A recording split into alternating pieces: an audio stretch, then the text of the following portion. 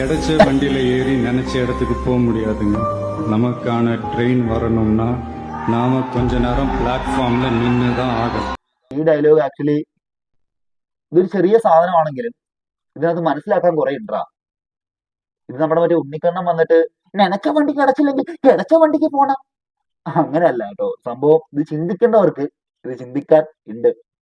അതായത് നമ്മുടേതായിട്ടുള്ള സമയം ഉണ്ടാവൂടാ ജീവിതത്തിൽ. ചിലപ്പോൾ ഈ വീഡിയോ കണ്ടുകൊണ്ടിരിക്കണം നീ ആയിരിക്കാം, ഞാനായിരിക്കാം, അല്ലെങ്കിൽ ഞാനായിരിക്കാം.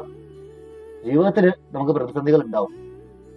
പിന്നെ എല്ലാത്തിനും അതിനായിട്ടുള്ള സമയം ഉണ്ടാവാം. സോ എല്ലാത്തിനും അതിനുള്ള ടൈം കൊടുക്കുക. ഒന്നും നമ്മൾ ഈ പറഞ്ഞതുപോലെ ഇരിക്കാണ്ട് നമുക്ക് കാല് നീട്ടാൻ പറ്റില്ല. അതെപ്പോഴും മനസ്സിൽ വെക്കുക. പണം ജീവിതത്തിൽ ഒരു വലിയ അസറ്റാണ്. ആരും ദൂർത്തടിക്കാതിരിക്കുക. മാക്സിമം പണത്തെ സേവ് ചെയ്ത് വെക്കുക.